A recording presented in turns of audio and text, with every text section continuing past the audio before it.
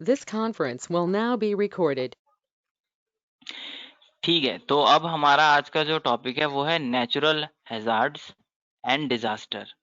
जो वर्ड है हैजार्ड और एक वर्ड है डिजास्टर। हैजार्ड का मतलब है कि एक पोटेंशियल रिस्क की बात होती है इसमें, और डिजास्टर होता है कि जब वो हैजार्ड अकर होता है तो उसके बाद जो हमें लाइफ, प्रॉपर्टी और फिजिकल एसेट्स का नुकसान हो जाता है, दैट इज डिजास्टर।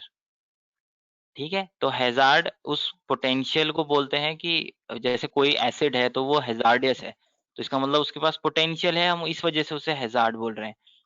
और डिजास्टर मतलब जब वो अकर होता है तो उसके बाद होने वाले जो लॉसेस हैं। ऑल राइट, तो पहली लाइन बताती है कि डिजास्टर जो है पहली बार नहीं हो रहे हैं, ह्यूमन हिस्ट्री में पहले भी होते रहे हैं, लेकिन अब उनकी फ्रीक्वेंसी बढ़ गई है। कैसे बढ़ गई है? क्योंकि जो अर्बनाइजेशन और इंडस्ट्रियलाइजेशन हुई है, रैपिड इकोनॉमिक ग्रोथ हुई है, उसकी वजह से जो हमने स्ट्रक्चर्स क्रिएट किए हैं वो अनसस्टेनेबल है। जैसे ही कोई डिजास्टर आता है तो वो उसको होल्ड नहीं कर पाते, और इसलिए हमें लॉस अब ज्यादा होता है। फ्लड्स आज की फिनोमिना नहीं है, फ्लड्स हमेशा से रही हैं, लेकिन अब हम उस रिवर के फ्लड जोन में ही घर बना देते हैं, तो इसीलिए अब वो जो डिजास्टर है वो बढ़ गया है, उसका स्केल बढ़ गया है। पहले वही फ्लड प्लेन्स जो रिवर की थी वो सेवरल किलोमीटर्स में स्प्रेड हो जाती थी, अब वो बहुत ही नैरो हो गई है, स्ट्रिक्ट कर दिया गया है हमने, तो उसका फ्लो और प्रेशर बढ़ गया है। इस वजह से भी फ्लड्स अब ज्यादा डिजास्टर्स हैं। अर्थक्वेक सिर्फ अर्थ की एनर्जी को रिलीज करने का एक मेथड है, यानी स्ट्रेस को रिलीज करने का है, पर उसी अर्थक्वेक फॉल्ट जोन पे हमने घर बना दिए हैं जो कि अर्थक्वेक रेजिस्टेंट नहीं है, तो इट विल कोलैप्स। तो जब बिल्डिंग कोलैप्स होगी तो वो लॉस होता है।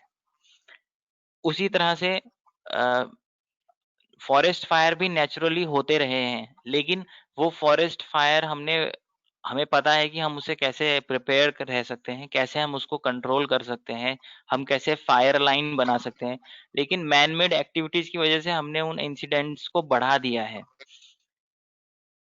उसके बाद कुछ इंडिया में जो बहुत बड़े-बड़े डिजास्टर्स हुए हैं, उनमें एक नाम तो आता है सुपर साइक्लोन ऑफ ओडिशा। तो ये 1999 का है। इसी के कंपैरेटिव का साइक्लोन अभी लास्ट ईयर फानी भी आया था उड़ीसा में। लेकिन सुपर साइक्लोन में डेथ्स बहुत ज़्यादा हुई थी, और फानी जो पिछले साल आया था, उसपे डॉक्यूमेंट्री भी बनी है कि वो जो है उसमें लाइफ को मे बी एक भी कोई भी डेथ नहीं हुई थी। मतलब उन्होंने इतनी प्रिपेयर्डनेस कर रखी थी, इतना मिटिगेशन एफर्ट्स था।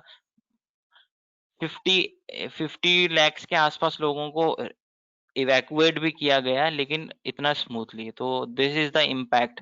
तो इससे भी हमें पता चल सकता है कि डिजास्टर तो वैसे ही था, फानी भी वैसा ही था इम्पैक्ट में, और सुपर साइक्लोन भी, लेकिन हमारी प्रिपेयर्डनेस और मिटिगेशन स्ट्रेटेजीज की वजह से हमने उस डिजास्टर के इम्पैक्ट को कम कर दिया।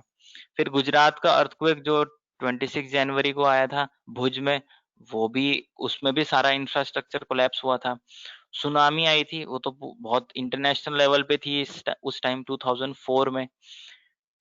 और फिर उसके बाद फ्लैश फ्लड्स आए थे केदारनाथ में, तो उत्तराखंड में। बाकी ये टेबल है जिसमें और भी इम्पोर्टेंट डिजास्टर्स हैं, पर पूछे दो चार ही जाते हैं, इसलिए आपको ऐसा ये टेबल आप सिर्फ पढ़ सकते हो कि हमें पता चल सके डिजास्टर्स आते रहते हैं, लेकिन जरूरी नहीं है इसे रटना।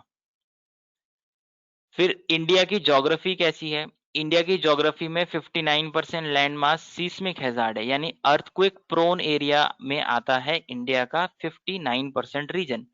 कैसे आ जाता है? क्योंकि भाई हम इंडियन प्लेट और यूरेशियन प्लेट के बॉर्डर पे आते हैं, हमारे बहुत सारे बॉर्डरिंग स्टेट्स, तो वो हमेशा सीस्मिक जोन में हैं। हमारे शांत वाले जोन कौन से हैं? कौन से हैं? कर्नाटका वाला है, तमिलनाडु वाला है, ये रीजन पुराना गोंडवाना लैंड है, इसलिए ये शांत है। यहाँ पे अर्थक्वेक फिनोमिना रेयर है। आई भी है तो बस एक बार, जो लातूर में आई है मे बी अर्थक्वेक, हाँ, 1993 लातूर में जो आई है, ये महाराष्ट्र वाले रीजन की है। और ये आई थी जब डैम का हो रहा था, तो डैम इंड्यूस्ड अर्थक्वेक का एक एग्जांपल है वो। वरना वो एरिया मराठवाड़ा और ये एरिया बिल्कुल अर्थक्वेक प्रोन एरियाज नहीं है, ये बिल्कुल शांत एरियाज हैं, इनमें ओल्ड लैंड मास है। तो अर्थक्वेक पे जब हम आगे आएंगे तो और डिस्कस करेंगे अर्थक्वेक क्या है। फिर लिखा है इंडिया का 59% तो हो गया सीस्मिक हैजार्ड, 5% है प्रोन टू फ्लड्स। तो जो कोस्टल एरियाज हैं इसलिए वो बस 5% का एरिया है, वही फ्लड्स के लिए भी प्रोन है, वही हमारा साइको सुनामी के लिए भी प्रोन है, दोनों। फिर उसके बाद 8% of the land mass is prone to cyclone. अब ये 5% फ्लड लिखा है और 8% साइक्लोन लिखा है। तो साइक्लोन जो है इंटीरियर में भी आ जाता है, अगर उसे वाटर बॉडी मिल जाती है तो साइक्लोन। अभी आप सुन रहे होंगे असम असम में फ्लड आ रखे हैं, जबकि मानसून तो अभी स्टार्ट ही नहीं हुआ। तो वो फ्लड उसी साइक्लोनिक एक्टिविटीज की वजह से ही आया हुआ होगा। तो इस वजह से साइक्लोन को अगर वाटर मिलता है तो वो लैंड मास में भी बहुत इम्पैक्ट कर देता है। फिर लिखा है 70% of total cultivable area is vulnerable to drought, यानी हमारी जो रेन फेड फार्मिंग है वो मॉनसून डिपेंडेंट है लार्जली, और इरिगेशन फैसिलिटीज सिर्फ नॉर्थ वेस्ट रीजन में ज्यादा एक्सटेंसिव है, बाकी जो ईस्टर्न रीजन है वहां पे, और जो डेक्कन प्लेट्यू का रीजन है, डेक्कन प्लेट्यू और ईस्टर्न रीजन जो है प्रोन रहता है ड्राउट के लिए। फिर ये टर्म है डिजास्टर आया कहाँ से है, तो एक वर्ड है डिजास्टरी, जिसका मतलब है इविल और बैड स्टार। तो इसका कोई खास रेलेवेंस नहीं है।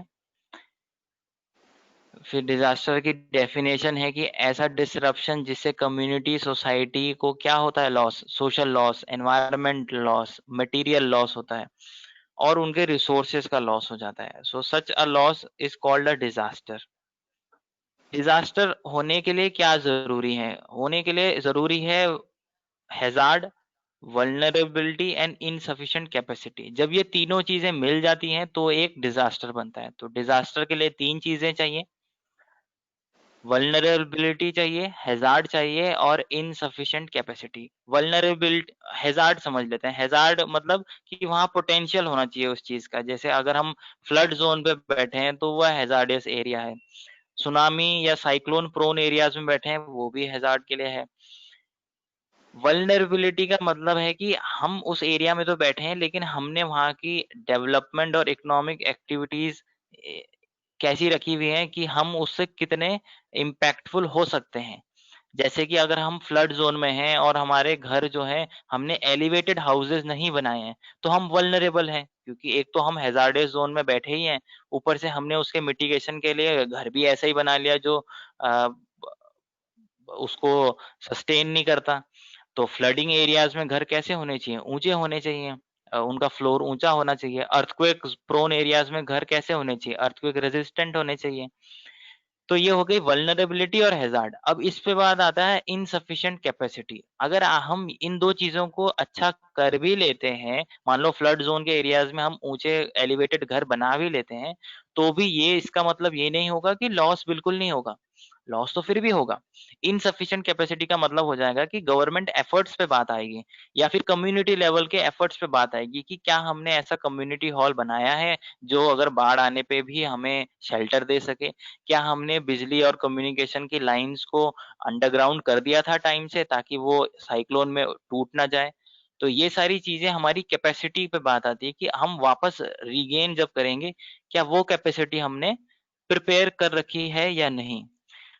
तो ये तीन फैक्टर्स हैं।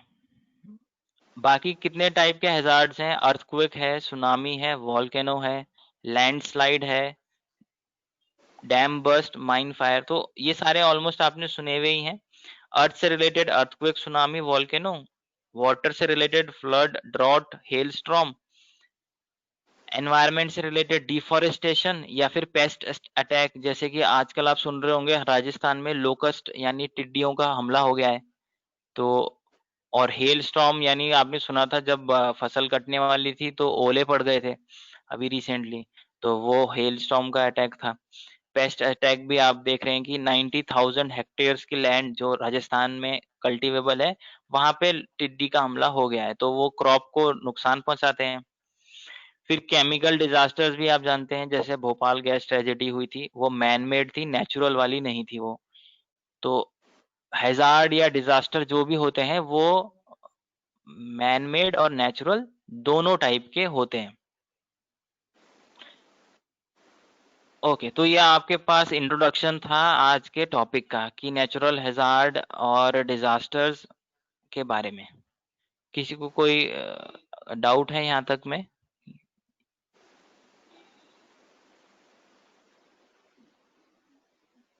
या कहीं क्लियर नहीं हुआ हो, कोई सच बात समझ में ना आ पाई हो क्लियरली? सर वल्नरेबिलिटी क्या होता है सर? वल्नरेबिलिटी का मतलब हो जाता है कि जैसे एक एग्जांपल दिया ना मैंने कि हम फ्लड जोन में बैठे हैं, तो हम हैजार्डियस है कि फ्लड आ सकता है, लेकिन हम उसके लिए वल्नरेबल हैं। इसका मतलब अगर हमारा हाउस ही बिल्ट ऐसा हुआ है कि ऊंचा नहीं बनाया हमने, तो हम सबसे पहले वल्नरेबल हैं कि हम पे ही आएगी वो फ्लड की आपदा। सर इसको लेमन टर्म्स में रिस्क बोल सकते हैं? हाँ बिल्कुल, रिस्क। रिस्क हैजार्ड में भी आता है कि आप पहले अगर हैजार्डियस जोन में बैठे हो तो वो भी रिस्क तो है ही। जैसे हमारा उत्तराखंड अगर सिस्मिक जोन 5 में है अर्थक्वेक के, तो रिस्क उसका जोन पहले ही है। लेकिन वल्नरेबल हम कैसे हो जाएंगे? अगर हमने घर ऐसे बना दिए जो अर्थक्वेक रेजिस्टेंट ही नहीं थे, तो वो वल्नरेबिलिटी का मतलब है कि किस पे, जैसे आप सुनते हो ना इकोनॉमिक वल्नरेबल ग्रुप होते हैं पुअर पीपल। क्यों? क्योंकि जब भी इकोनॉमिक इम्पैक्ट पड़ेगा तो सबसे पहले उसी पे इम्पैक्ट पड़ेगा जो इकोनॉमिकली वीक है। तो वल्नरेबल का मतलब है कि कोई भी अगर डिजास्टर होगा तो सबसे पहले किस पे उसका फर्क पड़ने वाला है। जी सर। तो दैट मेक्स वल्नरेबल। तो आपको सबसे पहले वल्नरेबल कम्युनिटी को ही बचाना होता है किसी भी प्रोसेस में। जैसे सुनामी आती है तो वल्नरेबल कौन है? जो कोस्ट में फिशरमैन रहते हैं वो वल्नरेबल है। क्लियर? जो उससे सफर करते हैं, इसका मतलब वो है ना सर? हाँ, जो नाजुक हालात में। जिन पे हाँ उस डिजास्टर का सबसे ज्यादा असर पड़ता है वो ग्रुप वल्नरेबल हो जाता है। Okay sir. ओके, और कोई डाउट?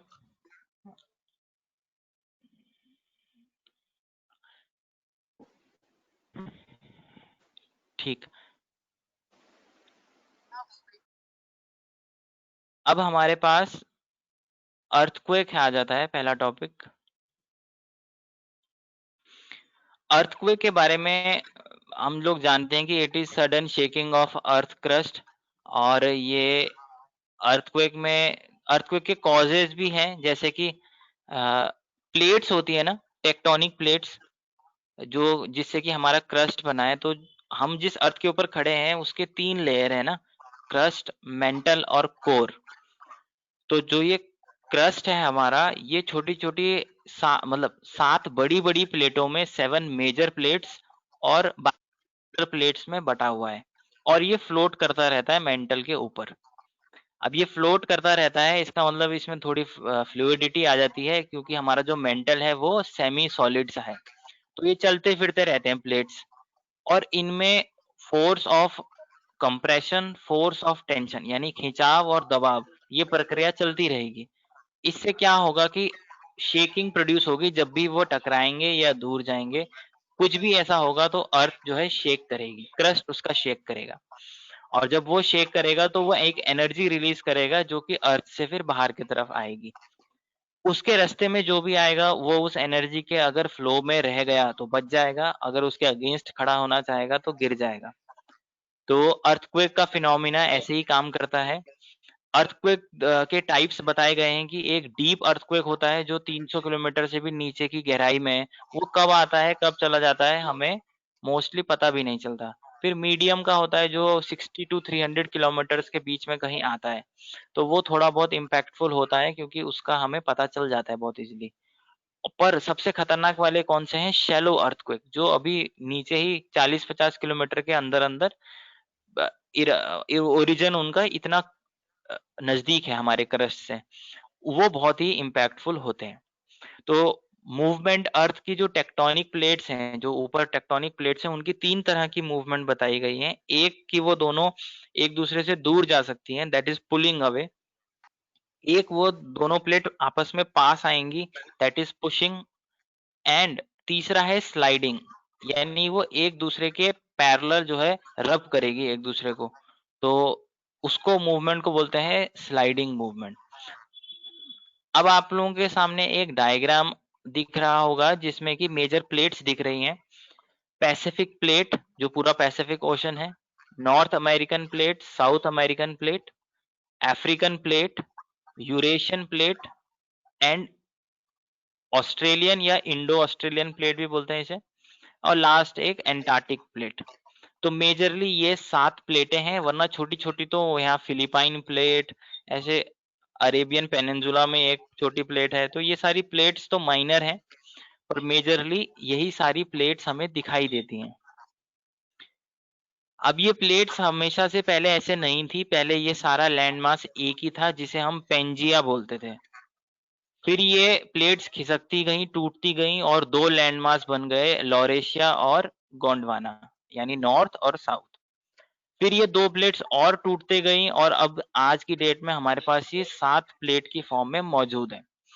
तो हम ऐसा बोलते हैं कि south America, Africa, Indo Australia ये सब एक प्लेट थी, इसलिए ये जुड़ते भी हैं। आप देखोगे साउथ अमेरिका का कोना अफ्रीका से जुड़ता हुआ लगता है, और ऐसे ही मेडागास्कर इंडिया से जुड़ा हुआ सा लगता है। बोला जाता है कि ये गोंडवाना प्लेट का हिस्सा था, फिर ये टूटा और इंडिया ऊपर की तरफ चला गया और एंटार्क्टिक प्लेट वाला नीचे चला गया। इंडिया ऊपर चला गया और फिर जो ऊपर यूरेशियन प्लेट ही जो कि बड़ी है, यूरेशियन प्लेट बड़ी है, उससे जाके इंडिया के प्लेट ने टक्कर मार दी। ये टक्कर मारने के बाद इंडिया का प्लेट छोटा था, वो यूरेशियन प्लेट को तो दबा नहीं पाया, लेकिन उसके नीचे दबता चला गया। और आज भी ये 5 सेंटीमीटर पर ईयर की स्पीड से प्रोसीड कर रहा है। यस, अब कुछ कहा अभी किसी ने?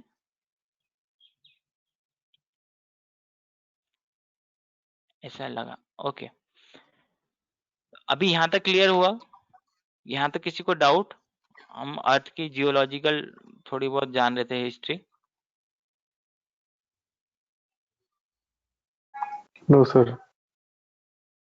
ओके, तो हम यहाँ तक पहुंचे कि इंडिया की जो प्लेट है वो यूरेशिया प्लेट से टकरा जाती है, फिर इनकी टक्कर होती है तो इंडिया की प्लेट उसके नीचे चले जा रही है, और इसीलिए आप सुनते होंगे कि हर साल एवरेस्ट की हाइट थोड़ी थोड़ी बढ़ रही है। तो वो सबसे यंगेस्ट माउंटेन है हिमालयाज। तो इस तरह से माउंटेन्स भी बने हैं और इसी तरह से सारी जियोलॉजिकल स्ट्रक्चर्स बनी हैं। अब आपके पास वो डायग्राम आता है जिससे हमें पता चलता है ये टेक्टोनिक प्लेट्स चल क्यों रही हैं। तो मालूम चलता है कि जो मेंटल है वो थोड़ा सेमी सॉलिड फॉर्म में है, जिसको हम एस्थेनोस्फेयर भी बोलते हैं। अब इस एस्थेनोस्फेयर में जो सेमी सॉलिड पार्ट है उसके ऊपर ये रखी हुई प्लेट अंदर से जो भी एनर्जी या वॉल्केनिक मटेरियल है वो इस प्लेट को थोड़ा थोड़ा नीचे से डिस्ट्रॉय करता रहेगा। जहां पे ये रिज लिखा है नीचे से आप देख रहे होंगे, एरो दिखा रहा है कि हीट आ रही है और इसको ब्रेक करने की कोशिश कर रही है, लेकिन ब्रेक अगर नहीं हो पा रही है तो वो लेफ्ट और राइट डायरेक्शन में मुड़ जा रही है। तो कब तक ऐसा होगा? कुछ हजार सालों बाद तो ये प्लेट को तोड़ ही देगी, तो वहां पे से ही वॉल्केनो बनेगा, फिर भविष्य का वॉल्केनो ऐसे ही बनेगा।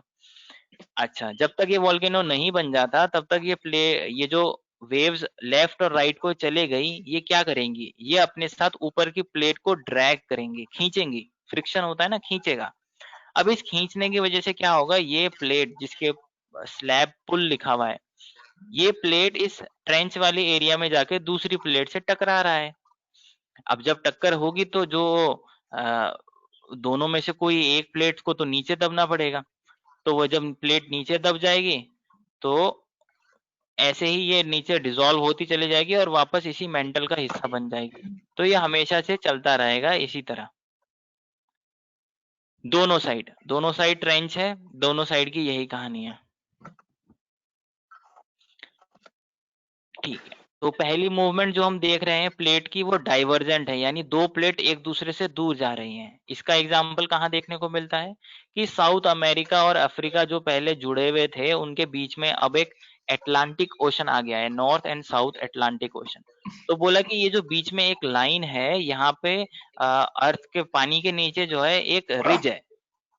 अभी रिज हमने जाना था ना, वो एरिया जहां से ये टूट जाता है और 2 प्लेट अलग हो जाती है, दूरी बनने लगती है, तो वही रिज हमें यहाँ पाया जाता है, वर्ल्ड के बिल्कुल अटलांटिक ओशन में, और ये दोनों कॉन्टिनेंट्स को दूर फेंक रहा है। ओके, उसके बाद डाइवर्जेंट प्लेट की कहानी तो ये है। फिर आते हैं कन्वर्जेंट प्लेट में, यानी अब दोनों प्लेट एक दूसरे के नजदीक आ रही हैं। जब ये प्लेट एक दूसरे के दूर जा रही थी तो ओशन बन गया था उनके बीच में, क्योंकि खाली हो गई जगह तो पानी भर गया।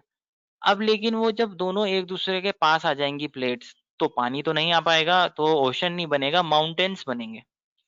तो इसीलिए जो भी हमें माउंटेन्स दिखाई देते हैं इस साउथ अमेरिका से लेके नॉर्थ अमेरिका, जापान और ऑस्ट्रेलिया, तो बीच में है पैसिफिक प्लेट और इसे चारों तरफ से प्लेट्स धक्का दे रही हैं, कन्वर्ज हो रही हैं।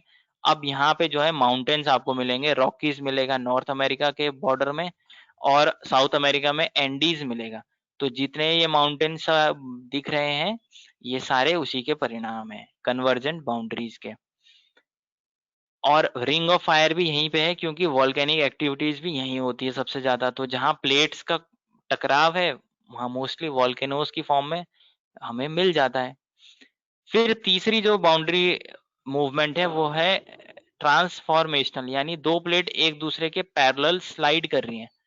अब जब ये स्लाइड करती हैं तो वो बीच में फॉल्ट आता है, वो टूट जाती हैं, तो धंस जाता है बीच का एक पार्ट। अब ये कैसे देखने को मिलता है, तो नर्मदा और तापी रीजन में जो नदियां हैं वहां ये पाया गया है फॉल्ट रीजन। तो दो पैरेलल नदियां दिख रही हैं उसमें। तो ऐसा फॉल्ट रीजन होता है, एक रीजन नीचे दब जाता है, बाकी के दो एरिया ऊपर दिखते हैं, तो ऐसे रीजन को हम फॉल्ट रीजन बोलते हैं। क्लियर यहां तक? जी सर। कोई डाउट? No sir. ओके, अब इस अर्थक्वेक पे क्वेश्चन आए हुए हैं। कैसे क्वेश्चन आए हुए हैं? एपिसेंटर पे भी आया है, फोकस पे भी आ चुका है। तो जहां पे अर्थक्वेक का ओरिजिन है अर्थ के नीचे, वो फोकस है, और उसी के स्ट्रेट लाइन आपने बनाया और अर्थ की सरफेस पे जो पॉइंट आया वो एपिसेंटर है। तो अर्थ के नीचे फोकस है, जहां से शुरू हुआ उसी से सीधी लाइन खींची, अर्थ के सरफेस पे पहुंच गए 90 डिग्री बना के, और वो पॉइंट हमारा एपी सेंटर है। अब जब ये अर्थक्वेक, हम जानते हैं एनर्जी रिलीज का प्रोसेस है, तो इसमें दो तरह की वेव्स पाई जाती हैं, बॉडी वेव्स और सरफेस वेव्स। बॉडी वेव्स का मतलब है जब ये एनर्जी अर्थ के फोकस से निकलेगी और अर्थ की बॉडी को क्रॉस करती है, that is called body wave. और जब ये सरफेस पे आ जाती है तो ये सर एपी हाँ आपकी आवाज हाँ एपिसेंटर है। देखो फोकस क्या है, जो अर्थ के अंदर, यानी जहां पे शुरू हुई ओरिजिन अर्थक्वेक की, वहां से आपने 90 डिग्री पे एक लाइन बनाई और अर्थ के सतह पे पहुंच गए, और वहां खड़े होके जो पॉइंट आया दैट इज एपिसेंटर। सर इसमें जहाँ पे फोकस है ना, वहां से अगर हम कहीं भी लाइन ड्रॉ करेंगे तो वो 90 नहीं होगी, क्योंकि स्फेरिकल रीजन है तो उस हिसाब से तो होना चाहिए। नहीं जैसे मतलब ग्रेविटी। वर्टिकली जो बिल्कुल उस पॉइंट से ओके, सीधा ठीक। आप बनाएंगे ना ऊपर, ठीक है सर। मतलब आप इधर उधर बना सकते हैं, सही बात है, पर आपको वर्टिकली बिल्कुल स्ट्रेट ऊपर आना है अर्थ की सरफेस में। और सर हम उस ऐसा बोल सकते हैं कि जहाँ पे फोकस है उसके सबसे पास वाला जो सरफेस वाला पॉइंट होगा, अगर ऐसे ऐसे बोले, क्योंकि अगर हम दूर पास, भी जा सकते हैं सर, मतलब जिस वैसे उस पास फोकस। तो है, आपका ये डेफिनेशन भी ठीक है, क्योंकि जब हम परपेंडिकुलर लाइन बोलते हैं तो वो ऑलवेज शॉर्टेस्ट डिस्टेंस होती है। तो यस, वो सबसे पास वाला रीजन भी होगा, ये भी ठीक है। तो आप समझ गए कि एपिसेंटर कहाँ है, ऊपर, और फोकस कहाँ है, अर्थ के अंदर।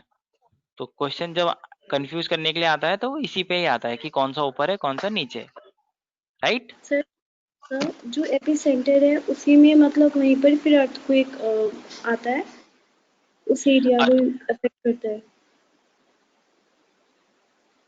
नहीं, फोकस पे अर्थक्वेक शुरू होता है, और एपी सेंटर से हम फिर वो सर्कल बनाते हैं मैप के ऊपर कि ये कहाँ कहाँ तक स्प्रेड हुई है। जैसे पानी में वेव्स स्प्रेड होती है ना, अगर पत्थर Yes. फेंको तो एपी सेंटर वो पॉइंट है सरफेस का जहां से अब वो वेव्स हॉरिजॉन्टली मूव करना शुरू करती हैं। जब अर्थ के अंदर होती हैं वेव्स तो वो हर डायरेक्शन में जाने की कोशिश करती हैं पूरे चारों तरफ, लेकिन जैसे ही एपी सेंटर यानी सरफेस पे पहुंचती है फिर वो ऊपर नहीं जाती, फिर वो हॉरिजॉन्टली फैलना शुरू कर देती है। इसीलिए बोला गया है एक बॉडी वेव्स है जो बॉडी के सरफेस तक आने तक काम करता है। उसके बाद लिखा है सरफेस वेव, यानी अब जब ये सरफेस पे पहुंच गया तो फिर ये हॉरिजॉन्टली बढ़ेगा। ठीक है? Okay. अब इन दोनों वेव्स में सबसे ज्यादा नुकसान जो पहुंचाती है वो वेव्स होती हैं सरफेस वाली। सरफेस वेव्स का मतलब होता है कि ये जो वर्टिकली जाने वाली वेव्स होती हैं, ऊपर की तरफ बॉडी वेव्स जो बढ़ती हैं, वो क्या करती हैं, चीजों को उठाती हैं और वापस रख देती हैं। लेकिन सरफेस वेव्स क्या, क्योंकि हॉरिजॉन्टली चलती हैं तो ये चीजों को ना शेक करती हैं। तो शेक करने से क्या होता है, ऊपर वाला पार्ट थोड़ा लेफ्ट को जाएगा, फिर राइट को जाएगा, फिर लेफ्ट को जाएगा और ऐसे ही टूटती हैं चीजें। तो इसीलिए ज्यादा हार्मफुल कौन सी होती हैं, सरफेस वेव्स होती हैं। पहले कौन सी वेव्स आएंगी, बॉडी वेव्स आएंगी, और बाद में जो वेव्स आएंगी वो सरफेस वेव्स होंगी। फिर उसके बाद अर्थक्वेक के मैग्नीट्यूड और इंटेंसिटी दो चीजें नापी जाती हैं। तो अर्थ के मैग्नीट्यूड को जो हम नापते हैं तो उसे रिक्टर स्केल में नापते हैं, जिसे सीस्मोग्राफ, जो आपने देखा भी होगा, कई बार दिखाते हैं, अर्थक्वेक मेजर होता रहता है रेगुलरली। तो वो हमें 7 का पैमाना है, 8 के पैमाने पे आया है, दैट इज रिक्टर स्केल। लेकिन अर्थक्वेक की इंटेंसिटी का मतलब होता है कि उसने जो डिस्ट्रक्शन करने की क्षमता थी, उस डिस्ट्रक्शन के आधार पे एक स्केल बनाया गया है जिसे बोलते हैं मर्कली स्केल। ये साइंटिस्ट के ही नाम पे है। तो ये अर्थक्वेक की इंटेंसिटी को बताता है। ठीक है? Yes, sir. तो मैग्नीट्यूड पूछा जाएगा क्वेश्चन में तो आप बोलेंगे रिक्टर स्केल, और अगर इंटेंसिटी पूछे जाएगा, उसकी एनर्जी की बात होगी, तो फिर आप मर्कली स्केल बोलेंगे। और अब हमारे पास कुछ अर्थक्वेक के एग्जाम्पल हैं जो हुए हुए हैं, इंडिया के ही हैं, तो याद नहीं रखना है, बस ये एरियाज बता रहा है। देखो महाराष्ट्र का लातूर वाला जो दिखाया 1993 में 6.3 का, ये वो एग्जाम्पल है जो डैम इंड्यूस्ड है। वहां पे जो डैम नर्मदा बचाओ वाला आंदोलन वाला डैम है, उस डैम की वजह से इंड्यूस्ड अर्थक्वेक है ये। वैसे वो एरिया अर्थक्वेक प्रोन में नहीं आता। बाकी सारे आप एरियाज देखोगे तो बॉर्डर है जहाँ पे हिमालयाज हैं हमारे, और हिमालयाज हैं तो फिर वो कन्वर्जिंग प्लेट बाउंड्रीज हैं, तो वहां पे अर्थक्वेक आने के चांस सबसे ज्यादा हो जाते हैं। अब ये हमारे इंडिया का जोन है। अब आप देखो जो बिल्कुल ब्लू जोन है वहां पे अर्थक्वेक्स रेयर हैं, मतलब वहां पे डिस्टरबेंस नहीं होती, वहां स्ट्रक्चर्स स्टेबल रहते हैं। और जो उत्तराखंड है और जो पूरा नॉर्थ ईस्ट है ये जोन 5 में है, तो इसलिए सबसे ज्यादा जो है इस यहाँ पे रिस्क है। अब हम अर्थक्वेक मिटिगेशन के लिए क्या कर सकते हैं। पहले तो अर्थक्वेक आएगा कब आएगा ये बताया ही नहीं जा सकता, तो इसलिए इसको अर्ली वार्निंग करना बहुत अभी कोई इंस्ट्रूमेंट हमने अभी रेडिली एक्सेप्ट नहीं किया है। स्टडीज हैं पर अभी कुछ भी कंक्लूसिव नहीं है। तो सबसे अच्छा क्या है कि जैसे ही आपको हल्के सा अर्थक्वेक का लगे कि अर्थक्वेक के शेकिंग हो रही है, तो आप ड्रॉप, कवर और होल्ड, यानी नीचे बैठ जाओ, अपने सर को डबल कवर कर लो, टेबल के नीचे चले जाओ, पिलर्स के पास चले जाओ और किसी चीज को पकड़ के रखो। Drop, cover and hold. फिर ब्यूरो ऑफ इंडिया स्टैंडर्ड्स जो है कोड्स बनाती हैं, बिल्डिंग कोड्स बनाती हैं कि कैसे उसको कंस्ट्रक्शन करना है, कैसे अर्थक्वेक रेजिस्टेंट होम्स बनाने हैं, तो उसको फॉलो करना चाहिए।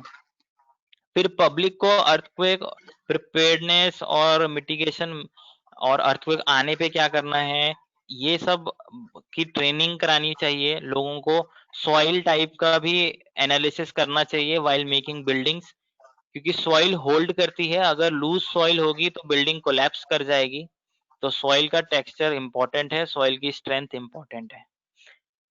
सो दीज आर द वेज, और ये हमने जाना कि अर्थक्वेक क्या है, क्यों है, कैसा है।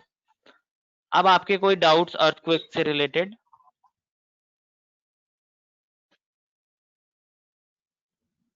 सर सर एक आपने का बताया था ना 7 लेयर्स, तो उसको एक बार एक्सप्लेन कर दीजिए प्लीज। कौन से लेयर? सर आपने क्रस्ट का बताया था ना, क्रस्ट एंड कोर हाँ, वगैरह का, तो उसमें क्रस्ट के 7 लेयर्स बताए थे आपने कि वो मूव अच्छा। करते रहते हैं, तो वो पार्ट हुआ।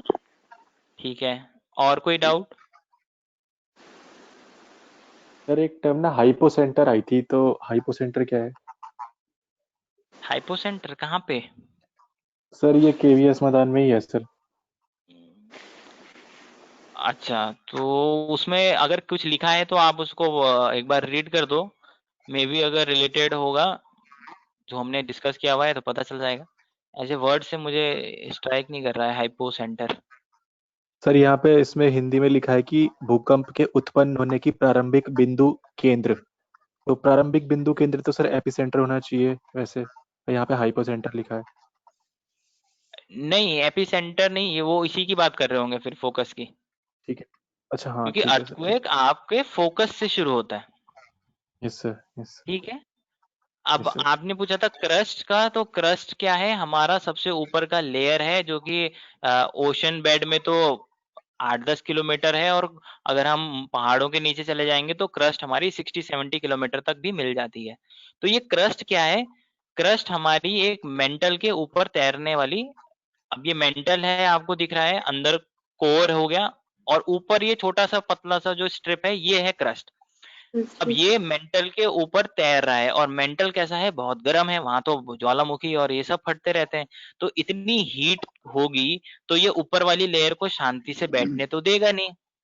जब इतनी हीट है इसके अंदर तो ये तो निकलना चाहेगा उस हीट से। ये क्या करता है? इस क्रस्ट पे फोर्स लगाता रहता है, जहां पे रिज लिखा हुआ है, इसे तोड़ने की कोशिश करता है। अगर तोड़ लेता है तो भी ये 2 प्लेट टूट जाएंगी। तो यानी पहले अर्थ की एक ही प्लेट थी और ये सारा लैंडमास एक ही जगह था। अंदर मेंटल में जो है भूचाल आता ही रहता है, तो इन्होंने एक को पहले 2 में तोड़ा, फिर 2 से 4 बनाए, और आज हमारे पास बड़े बड़े महाद्वीप के नाम पे 7 हैं, और वैसे छोटी छोटी बहुत सारी प्लेट्स हैं जो हर बार बनती रहती हैं, टूटती रहती हैं। तो ये 7 प्लेट का जो कॉन्सेप्ट है वो यही है कि ये सब तैर रही हैं, ये फिक्स नहीं है। अगर फिक्स होती तो हमें ऐसा खतरा नहीं रहता। तो क्योंकि ये तैर रही हैं तो भाई टकराएंगी भी, दूर भी जाएंगी, और एक दूसरे पे स्लाइड भी करेंगी, और यही कारण है अर्थक्वेक का। क्लियर हुआ आप जो पूछना चाह रहे थे? Yes sir. ओके, अब चलते हैं अगले हैजार्ड की तरफ, दैट इज सुनामी। तो सर भूकंप सुनामी, पे हाँ भूकंप पे जो लाइन होती है ना, जो मतलब अर्थक्वेक लाइंस है, जो प्राइमरी वेव्स बताया आपने, सेकेंडरी वेव्स है ना,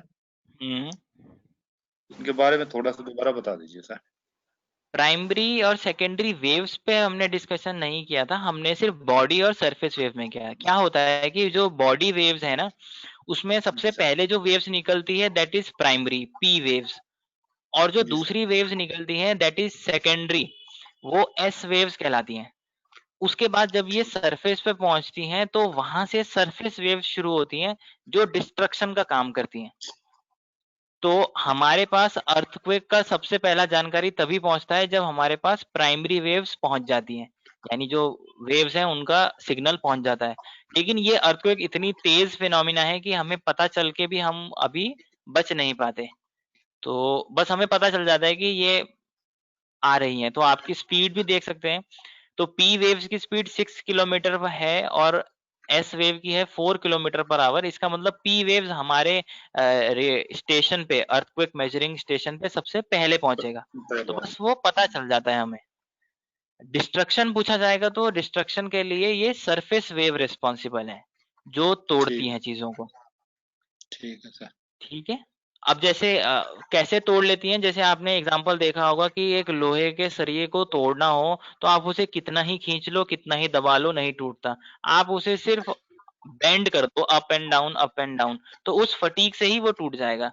तो वही प्रिंसिपल सरफेस वेव्स का है। ये क्या करती हैं? चीजों को शेक करती हैं, हिला देती हैं लेफ्ट राइट, अब वही चीजें टूटती है। और बॉडी वेव्स क्या करती हैं? वो तो बॉडी के थ्रू पास होती हैं और निकल जाती हैं, तो वो चीजों को उठाती हैं फिर वापस बैठा देती हैं। क्लियर? जी सर। Now tsunami. अब सुनामी को बहुत लोग टाइडल और वेव से जोड़ते हैं, पर वो सही नहीं है, क्योंकि सुनामी का कॉज वेव्स और टाइड्स नहीं होती।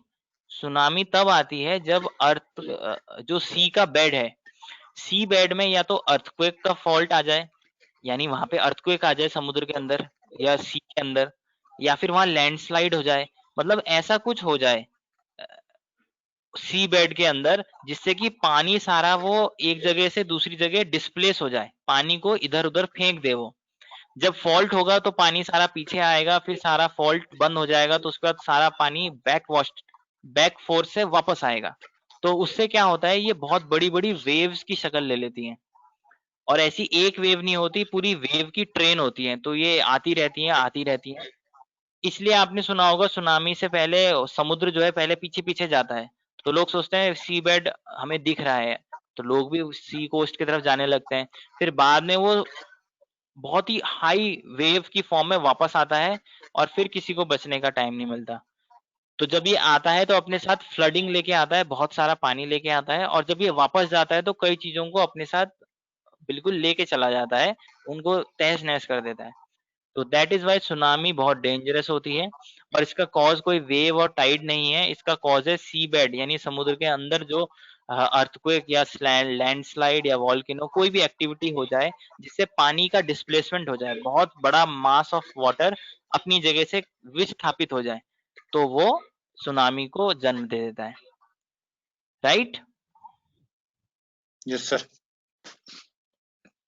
तो जैसे ये डायग्राम है कि नॉर्मल सिचुएशन में फॉल्ट है, पानी को कोई दिक्कत नहीं है, लेकिन जैसे ही डिस्टरबेंस आनी शुरू होती है, एक फॉल्ट जनरेट हो जाता है, अर्थक्वेक आ जाता है समुद्र के अंदर पे, तो पानी जो है खिसक जाता है अपनी जगह से, सारा पानी पहले पीछे आएगा फिर वापस को आएगा, और वहीं पे ही सुनामी का असर हमें देखने को मिलता है।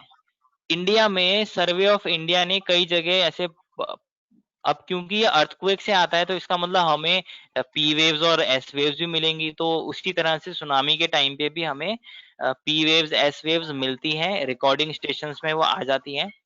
बट स्टिल सुनामी क्योंकि अर्थक्वेक जनित है और एब्रप्ट है, मतलब आप उसको कह नहीं सकते कब आएगी सुनामी, इसीलिए अभी हम इतने प्रिपेयर्ड नहीं हो पाते सुनामी के लिए।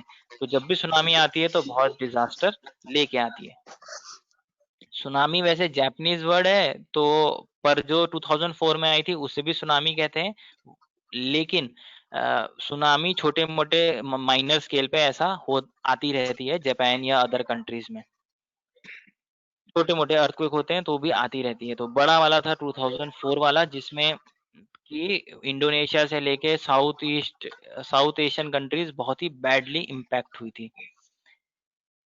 अब हम बच कैसे सकते हैं फिर सुनामी से? तो जापान ने क्या करा है, रिटेनिंग वॉल्स बनाई हैं बड़ी बड़ी, जिस कोस्ट के किनारे बड़ी बड़ी वेव्स आती रहती हैं, तो उन्होंने 10 12 15 फीट की ऊंची ऊंची दीवारें बनाई हैं, ताकि थोड़ा सा बचा जा सके।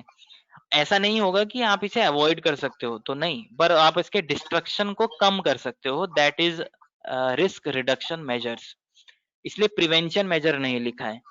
फिर उसके बाद कुछ शहरों ने फ्लड गेट्स बनाए हैं, जैसे कि कुछ लो लाइंग एरियाज होते हैं, अगर वहां पानी भर जाता है तो फिर पानी निकलता नहीं है, क्योंकि वो तो पहले ही लो लेवल पे था, उससे पानी निकल के तो कहीं जा नहीं सकता।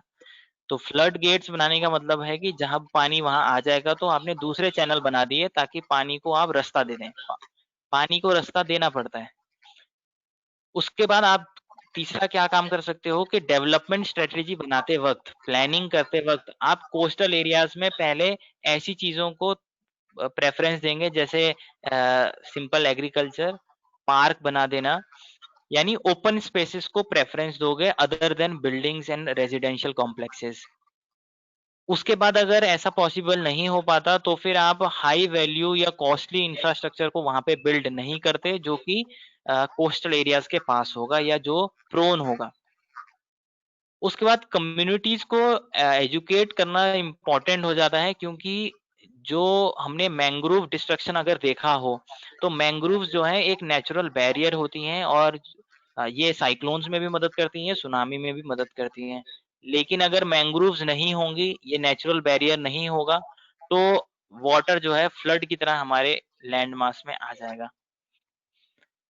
फिर उसके बाद मीन सी लेवल से वही, जैसे क्योंकि सुनामी में बहुत सारा पानी आता है, तो जो प्रिवेंशन हमें फ्लड में करना होता है कि ऊंचे ऊंचे हायर ग्राउंड लेवल पे घर बनाना है या शेल्टर होम्स की व्यवस्था करनी होती है, तो या फिर इमरजेंसी के टाइम के लिए हमारे पास हाई एरिया में शेल्टर होना चाहिए। तो ये सारी कुछ स्टेप्स हैं जो गवर्नमेंट, सोसाइटी और कम्युनिटी सबको मिलके करना पड़ता है, सो दैट जो डिजास्टर का इम्पैक्ट है उसको कम किया जा सके। तो कोई डाउट इसमें सुनामी में?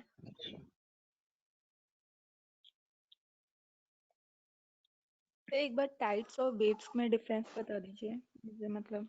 ओके ओके ठीक है। और कोई, और कुछ पूछना हो? सर ये सुनामी मरीन लाइफ को भी प्रभावित करती है क्या? ओके, 2 क्वेश्चन हो गए।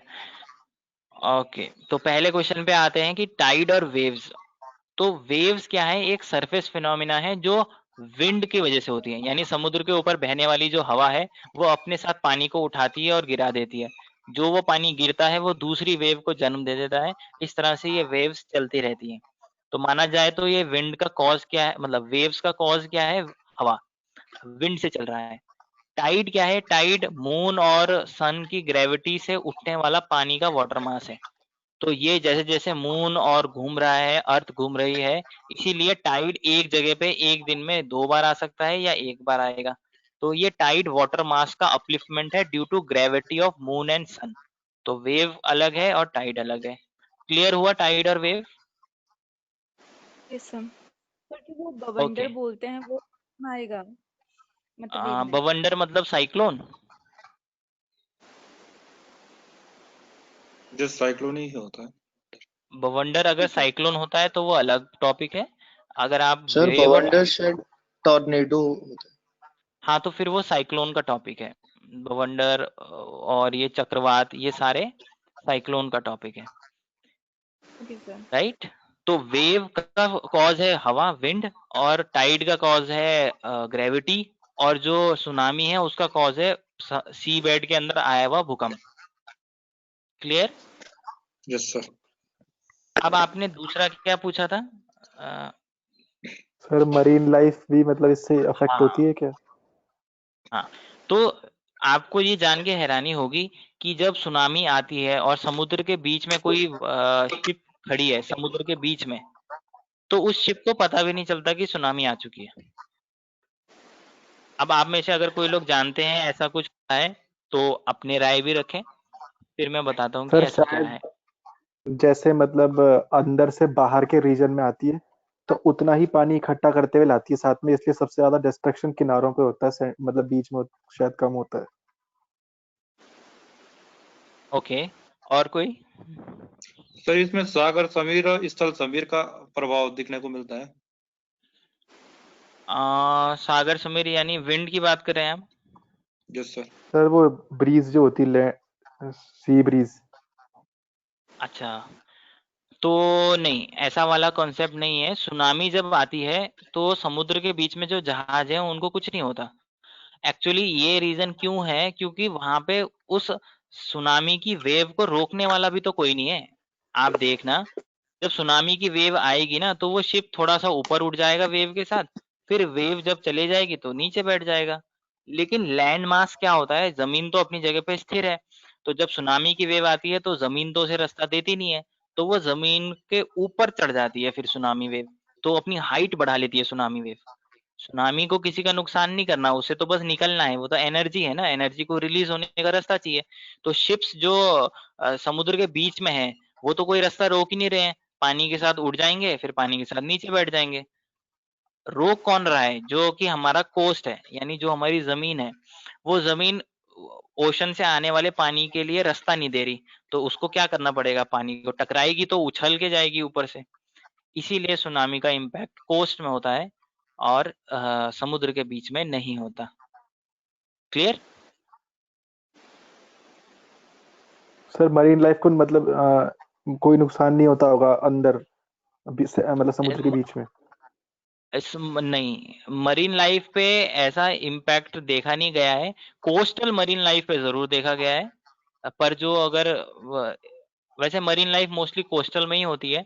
अगर आप कोस्टल मरीन लाइन बोलेंगे तो वहां बिल्कुल इम्पैक्ट होता है, पूरे पेड़ के पेड़ उखड़ के चले जाते हैं, तो वहां उनका हैबिटेशन लॉस हो जाता है कोस्टल मरीन का।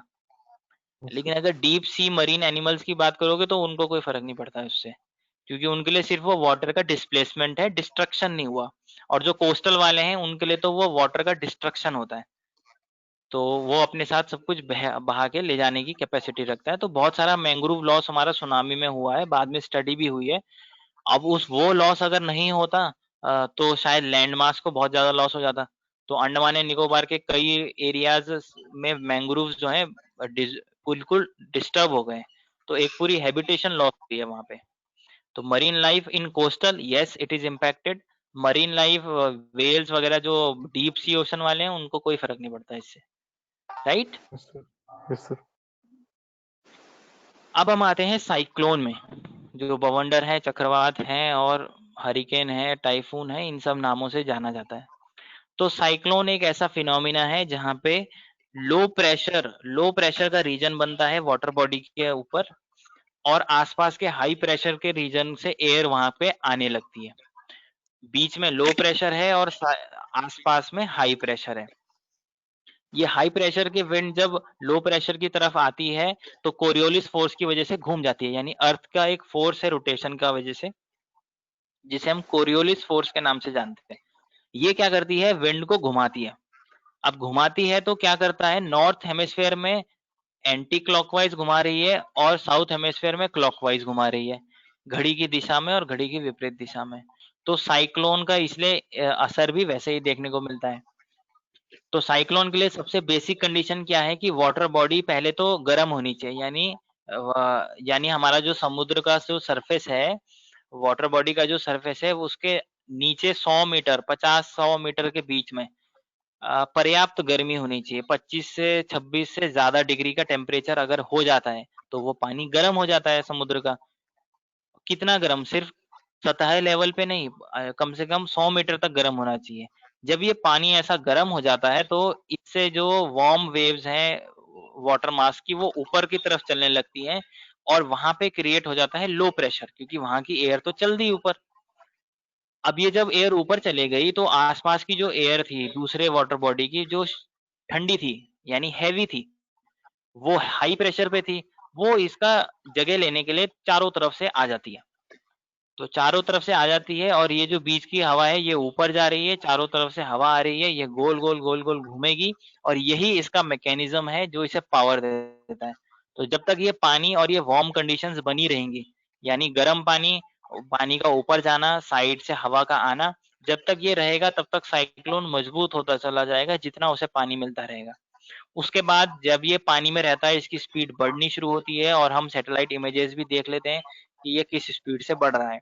फिर जैसे ही ये लैंड में आता है, जमीन को टच करता है, अब क्योंकि इसे पानी नहीं मिल पा रहा तो इसलिए ये जमीन में आके फिर मर जाता है, यानी बोलते हैं साइक्लोन हैज डाइड।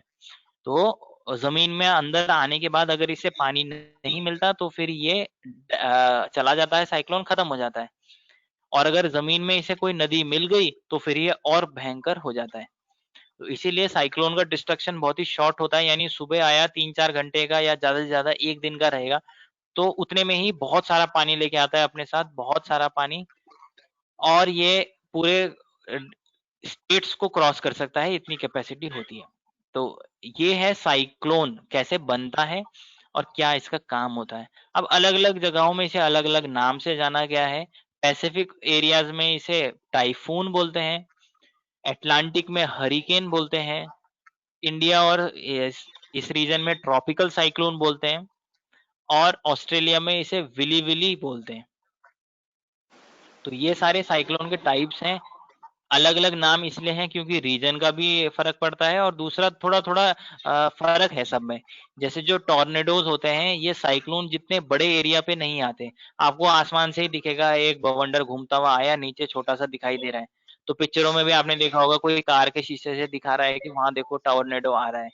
तो जो साइक्लोन होता है वो इतना छोटा नहीं होता कि आप उसे ऐसे ही देख सको कि देखो वहां आ रहा है। साइक्लोन बहुत बड़े एरिया में आता है, 150-200 किलोमीटर का उसका स्पान होता है। यानी साइक्लोन जब एक गांव से गुजरता है उसके बाद उस बीच में उस गांव को ऐसा भी लगता है कि अब साइक्लोन चला गया है, जब वो उसकी एक आंख होती है साइक्लोन की, जिसे आई ऑफ द साइक्लोन बोलते हैं। तो उस आंख के एरिया में जब वो गांव आता है उसे लगता है साइक्लोन चला गया है, इतना बड़ा होता है साइक्लोन, जबकि वो अभी साइक्लोन आधा ही निकला है वहां से। तो साइक्लोन बड़ा होता है, टॉर्नेडो छोटा सा होता है। और साइक्लोन के सेंटर को आई बोलते हैं, वहीं से ही जो है पानी ऊपर को तरफ जा रहा है। ऐसा साइक्लोन का प्रोसीजर होता है। इसलिए इंडिया में आप साइक्लोन देखोगे तो मॉनसून के टाइम के बाद आना शुरू होता है, क्योंकि उस समय तक सूरज जो है हमारे लैंड मास को गर्म कर रहा है और वाटर मास को भी गर्म कर रहा है, बे ऑफ बंगाल वाले वाटर मास को। तो जब 3-4 महीने तक ये पानी गर्म हुआ है तो इसके सतही मतलब काफी गहराई तक गर्म हो चुका है ये पानी, और इसीलिए अब यहाँ पे वो साइक्लोन की कंडीशन बननी शुरू हो जाती है। इसीलिए आप बरसात के बाद देखेंगे कि साइक्लोन्स आते हैं।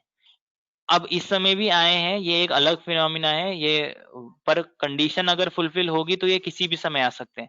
पर इंडिया की अगर आप टोपोग्राफी देखो, सन का मूवमेंट देखो, तो कौन सी कंडीशन फेवरेबल है? जब ये गर्मी के टाइम तक सी मास गर्म होता रहेगा और उसके बाद ये कंडीशन बन जाएगी। क्लियर हुआ? Yes sir. कोई डाउट इसमें?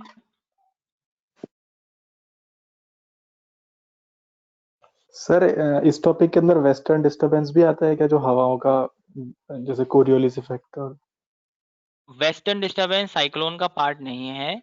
वेस्टर्न डिस्टरबेंस खुद में एक अलग फिनोमिना है। जैसे कि मॉनसून एक फिनोमिना है ना, साउथ ईस्ट मॉनसून विंड का आना, ऐसे ही वेस्टर्न डिस्टरबेंस एक अलग फिनोमिना है जिसका साइक्लोन का टर्म नहीं है उसमें।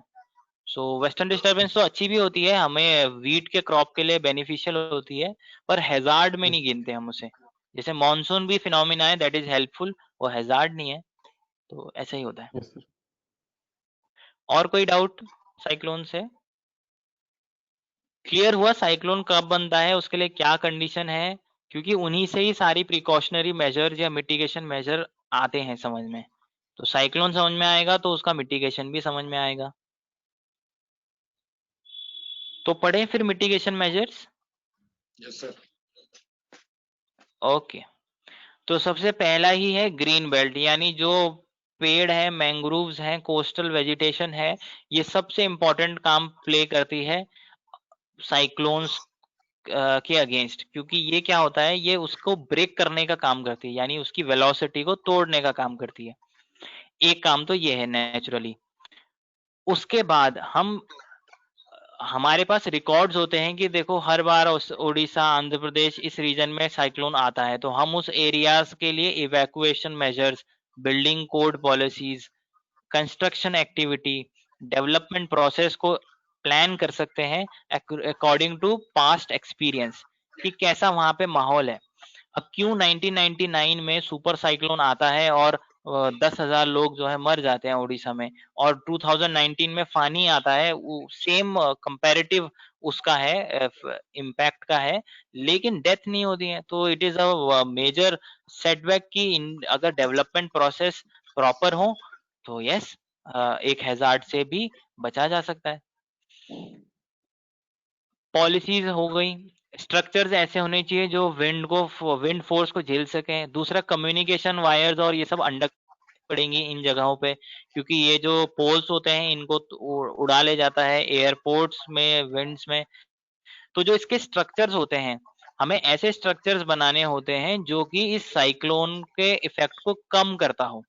जैसे कि आप देखेंगे कि साइक्लोन बाढ़ है तो बाढ़ लेके आएगा अपने साथ, बहुत सारा पानी लेके आएगा, तो हमारा कंस्ट्रक्शन घरों का लो लेवल पे नहीं हो सकता, हमें उसे उठा के बनाना पड़ेगा।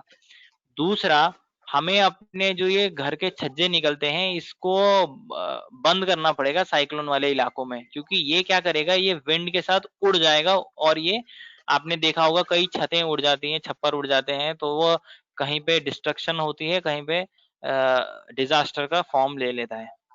तो ये पोटेंशियल हैजार्ड्स हैं।